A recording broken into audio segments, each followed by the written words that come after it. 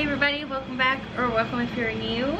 Today we are doing my fall garden. So I do want to show y'all the starter kit real quick. It is a greenhouse. It's like $7 at Walmart if you can still find it. But I got 2 of these at the beginning of the season because I knew I wanted to do a fall garden. Well, I'm a little behind in my region, so I'm not going to use this. I'm going to direct sow everything. But if I had started 3 weeks ago, I would have used this seed starter greenhouse kit. I also feel like if you say that you don't have a green thumb, get you one of these. I promise you, you will have a green thumb. Everybody can have a green thumb. I promise. I promise. It's use the right tools, know when to water, know when to plant, all those good things. You will have a green thumb. Don't give up. You can do this. Okay, so what am I planting right now? This is mid-summer, so I'm going to tell you what I'm planting. I'm doing cabbage, and a lot of you asked me what brand these are. So all of these were from Amazon, and they are Valley Green. So I'll leave a link down below for all of these seeds. Super affordable.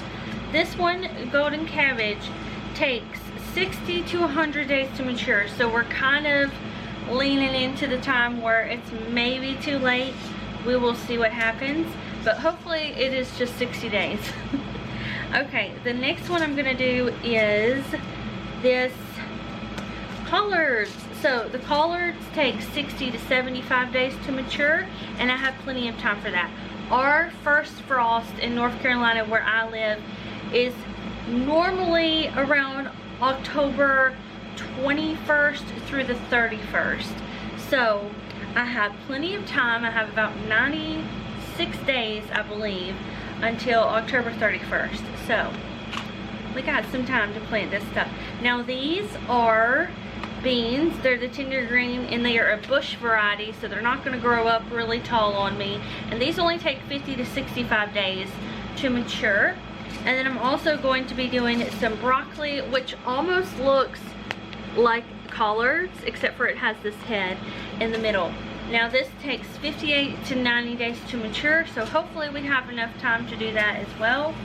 And then in this bag I have some squash, and this only takes 54 days to harvest. So I could even wait and do this closer to the end of August.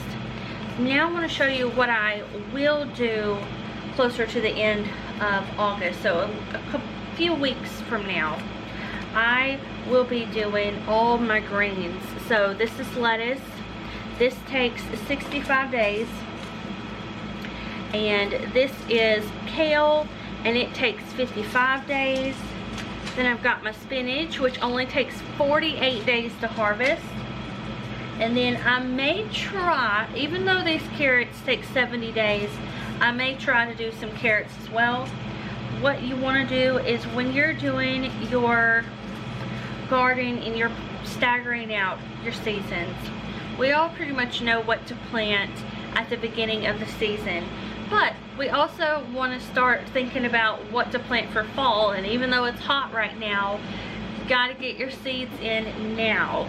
So I held these off until a few more weeks. Like, let's get a little bit closer to the end of August before I start planting my greens, because these are very easy to bolt in the heat, and then they will go to seed. And once they bolt, they become very bitter, which means you're probably not going to want to eat them anyways. So they do really well in drier, cooler climates than they do in hot, humid climates. So we want to hold off for that. Greens are really good for early spring and the end of the season.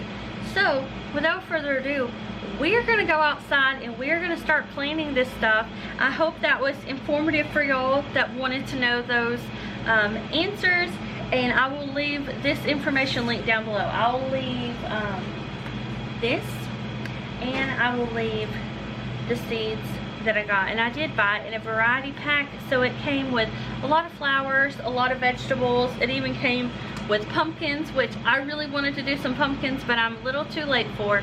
These take 100 days to mature, and I've never done pumpkins before, but maybe next year we'll do some pumpkins. Can you see the excitement on my face here? Okay, I'm also wearing one of Erin's work shirts, so I can get dirty. All right, we're gonna go.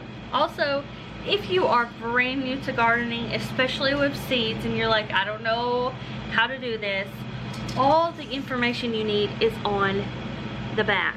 It will tell you how far down to plant it, how much to space it out, spacing between rows, days to germinate, so when that seed is actually going to become a seedling, and then spacing after thinning. So sometimes they'll tell you you want to put 4 seeds in one spot, and then when all 4 pop up, take 2 away, and then it will tell you how many days it takes to mature, which is when you will see your produce.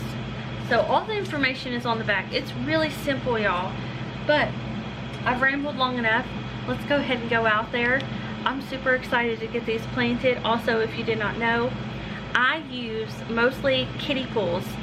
It's the most affordable way, in my opinion, to have a raised bed garden, is to go out there, find you some $8 kiddie pools, poke some holes in the bottom of them for drainage, and then put your soil in there, and you got a raised garden bed.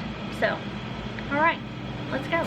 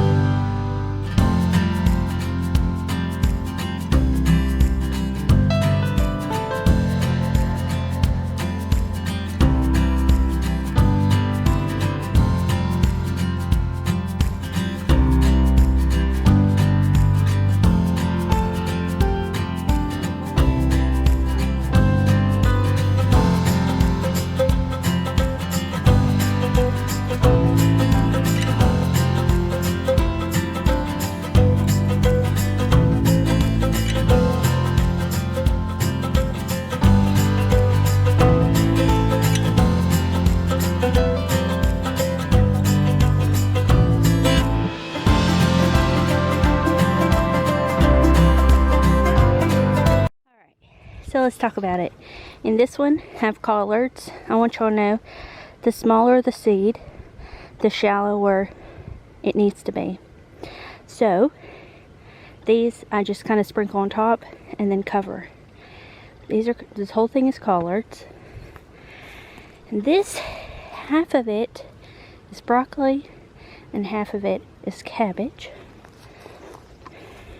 And over here, I forgot to show y'all, but I had eggplant, so I just did 3. Look.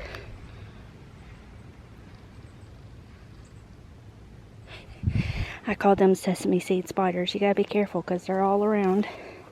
Alright, then this is bush beans. I just have 3 in here. And I'll have to come out here and thin them out if I actually produce all 3. This is our lavender. It's actually doing really well. If you've ever tried to grow lavender and failed, you're probably watering it way too much. It loves the heat and it loves the dryness. Actually, all of these kind of love it. That's rosemary. It's doing wonderful. And then this, I believe, is oregano, which it is starting to seed, but that's fine. Alright, so I showed y'all what's in there. And then this, all I have is squash. And I just have 3 of them as well, because if you got a good squash, it will cover up this entire bed. It gets so big, but out with the old. And in with the new. So I look awful. Ah, look at all this dirt. I love it though. So I'm gonna water mine later on this evening when it cools down. If you water your garden in the morning, that's fine, but we have always watered our garden late in the evening. I mean like 8 o'clock at night, right before it gets super dark. You want to wait as long as you can to water your garden, because if you water it in the morning, the heat is going to evaporate some of that moisture, whereas if you wait till the evening at night, your vegetables are going to get a lot more moisture than if you had watered them in the morning. Also, I would never suggest watering your garden during the day, always at night. That's always how we've done it. A lot of people say do it in the morning. Ever since we started doing it at night, it just does so much better. So I hope y'all enjoy this video. I had a neighbor outside mowing the grass, so that's why I wasn't able to talk when I was planting, but I had to fix my shorts. A good sweat. I love it. Anyways, subscribe if you're new. I do a lot of homemaking videos over here.